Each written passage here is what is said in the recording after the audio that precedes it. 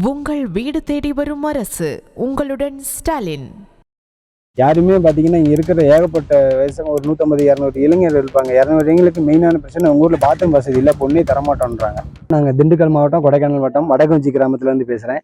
இங்கே பார்த்தீங்கன்னா ஏகப்பட்ட பிரச்சனை இருக்குது வடகுஞ்சி கிராமத்தில். சுகாதாரம் மெயினாக சுகாதாரம்ன்ற இங்கே ஒரு இதே கிடையாது. ஏன்னா இங்கே இருக்கிற ஒரு 3000 மக்கள் இருப்போம். நாங்கள் 3000 மக்கள்னு பார்த்தீங்கன்னா இப்போ மேலே தனியாக ஒரு ஏரியா இருக்குது, கீழே தனியாக ஏரியா இருக்குது. கீழே இருக்கிறவங்களுக்குலாம் கழிப்பறை வசதியே கிடையாது. கழிப்பறை வசதி இல்லாமல் எல்லாருமே பொதுவான வழியில் போகிறாங்க. இதனால எல்லாருமே பெரியவங்க சிறியவங்க எல்லாமே போகிறனால அவங்களுக்கு ஒரு ஒரு மனசில் ஒரு நிம்மதின்றதே கிடையாது யாருக்குமே. இங்கே எல்லாமே வெளியில் அவுட்டரில் போகிறாங்க. சுகாதார குப்பை தொட்டி பார்த்தீங்கன்னா குப்பை தொட்டி வாங்கி வச்சுருக்காங்க. ஆனால் அந்த குப்பை தொட்டியை பஸ் ஸ்டாண்டில் தான் போட்டு வச்சுருக்காங்க. இது அதுக்கு உண்டான இடத்துல வைக்கல. குப்பை அள்ளுறதுக்கான சரியான ஆளுகள் இங்கே இல்லை. இப்போ ஸ்கூல் இருக்குது. ஸ்கூல் பார்த்தீங்கன்னா ஸ்கூல் போகிற வழி எல்லாமே இங்கே ரொம்ப மோசமாக இருக்குது. பிள்ளைங்களில் தவறி விழுந்தால் கூட கீழே விழுந்து அடிபடுறதுக்கான சூழ்நிலை தான் இருக்குது. 8th வரையும் இருக்குது ஸ்கூலு. 8th வரையும் இருந்தால் இப்போ அடுத்த கட்ட நடவடிக்கை 10th வரையும் போகலான்னா அதுக்கு வெளியில் போய் இப்போ ஹாஸ்டலில் தான் படிக்கிறாங்க. எல்லாருமே இங்கே ஹாஸ்டலில் படிக்கிறாங்க.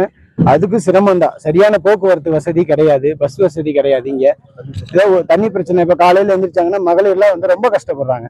ஏன்னா எல்லாமே விவசாய மக்கள் தான். எல்லாமே இங்கே தண்ணி எடுத்து முடிக்கிறதுக்கே அவங்களுக்கு 10 மணி ஆயிடுது. 10 மணிக்கு மேலே 11 மணிக்கு சாப்பாடு செஞ்சு எப்போ காட்டுக்கு போவாங்க, வருவாங்க, வேலை செய்வாங்க. அதனால விவசாயமே உங்களுக்கு தண்ணினால மெயினாக விவசாயமே பாதிக்குதுங்க. அதான் பிரச்சனை.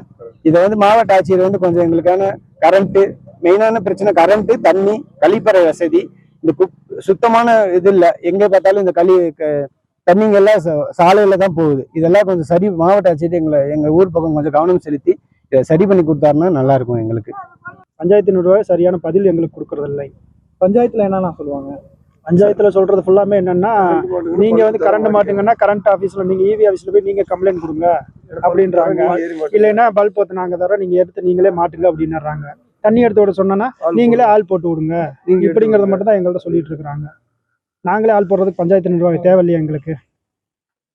இந்த பஞ்சாயத்து நிர்வாகம் தேவைப்படுற இடத்துக்கு எது வரணுமோ அதைத்தான் கொண்டு வரணும். நாங்களே ஆள் போடணும்னா பஞ்சாயத்து நிர்வாகம் எங்களுக்கு தேவையே கிடையாது.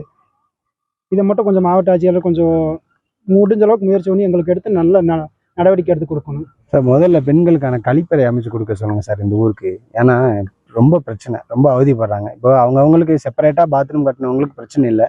இட வசதி ஒரே தெருவாக இருக்கும். அந்த தெருவுக்குள்ள எப்படி பாத்ரூம் வசதி கட்ட முடியும்?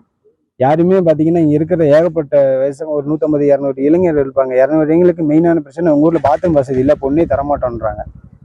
உண்மை சார், காமெடின்னு சொல்லலை, நான் சீரியஸாக உண்மை. இப்போ நம்ம வீட்டு பொண்ணு ஒரு குடும்பமா அந்த மாதிரி கேட்குறாங்க. ஏகப்பட்ட பிரச்சனை இருக்குது, வேலை.